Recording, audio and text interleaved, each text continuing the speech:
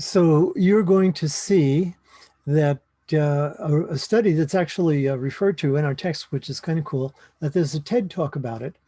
And it's based on nurturing and non-nurturing rat mothers and their pup, and what the surprising results of some genetic manipulation, gene methylation studies reveals.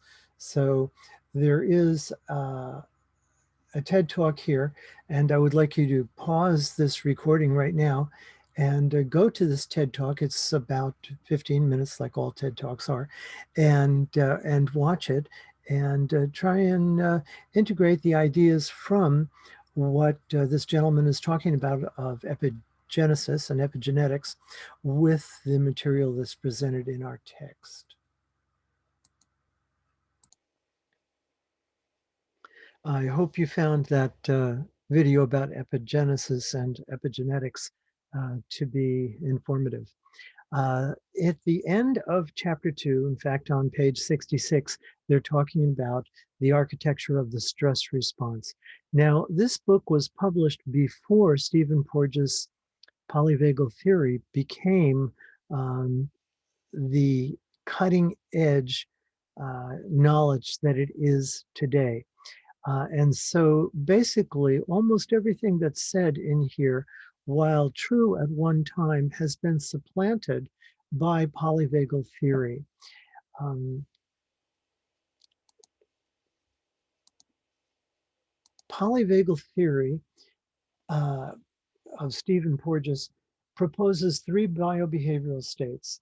They are here, very much like a headlight with a green ventral vagal safety, a yellow sympathetic arousal, and a red dorsal vagal collapse. You can see how these things are described right here.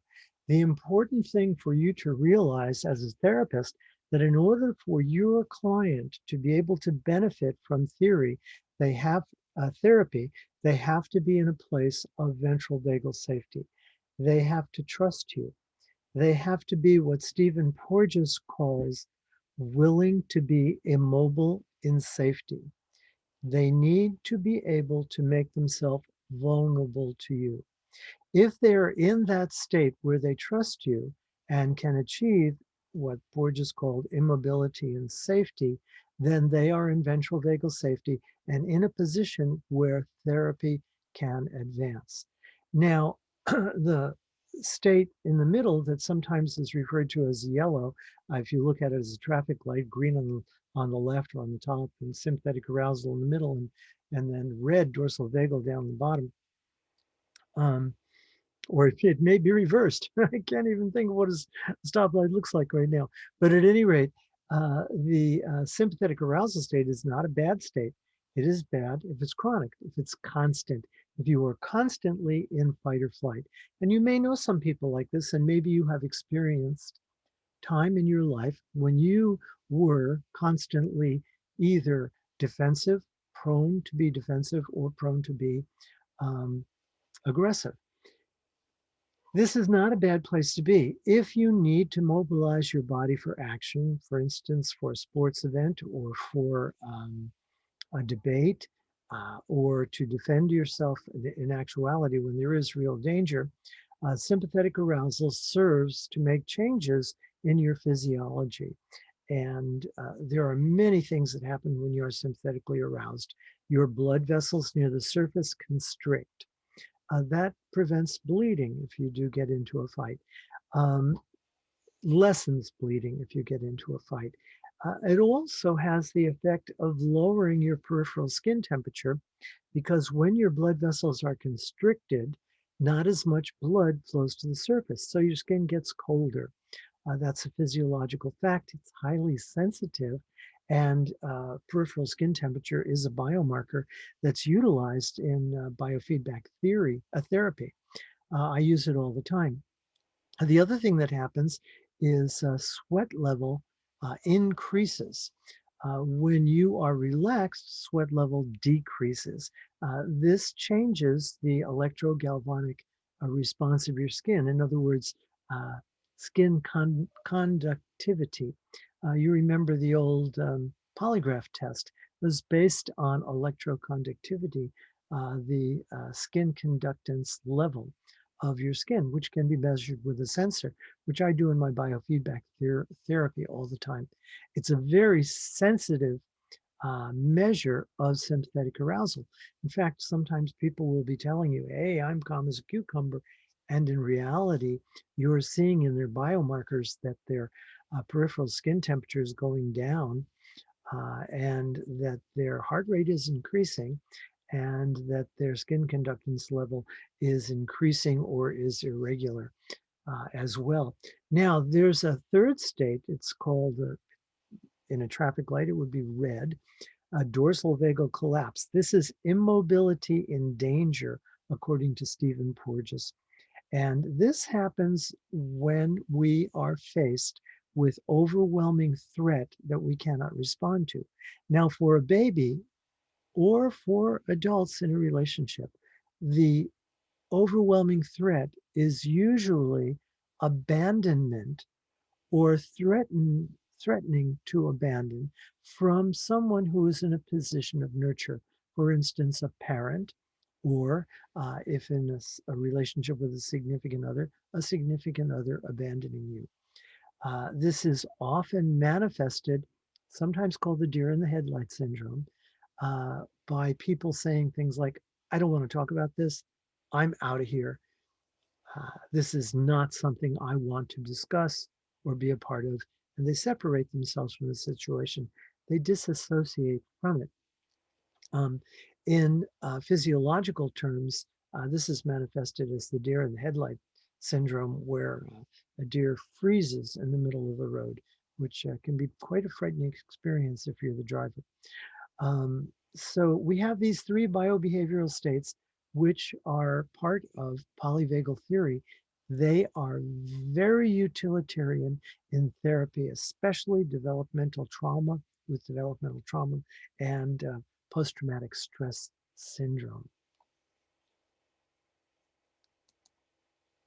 So please familiarize yourself with these three states, and you will have a place for them on your um, illustration of theories, your summation assignment. Of course, these things, these biobehavioral states, go on from infancy all the way until death. And so this is one theory that has equal application to every stage of life.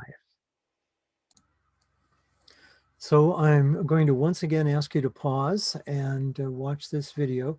This is a really fascinating video about Stephen Porges' work. I'm a little bit concerned about the length of this recording. I may cut short some of the material that would have been presented in chapter 3. We'll take a quick look at Piaget, which is the start of chapter 3 after this. But for now, please pause this recording. This stuff with Stephen Porges is crucial to our field, and it's really, as I've said, very utilitarian in the treatment of developmental trauma and trauma in general. It's lots of good stuff, so please check it out. I hope you enjoyed that video about Stephen Porges. I have something on a little bit lighter note that I'd like you to pause again and take a look at. It's only about, I think it's about 3.5 minutes. So take a look at the next screen and please visit the. I think you'll get a kick out of this. It's kind of a fun little entertaining song about the polyvagal blues. So please pause the recording and go to this website. I'm not sure whether the video will play if you keep the recording going, because Zoom is sometimes incompatible with other videos. So you may have to copy this website and paste it into a browser to get this to work. Okay, so please have at that.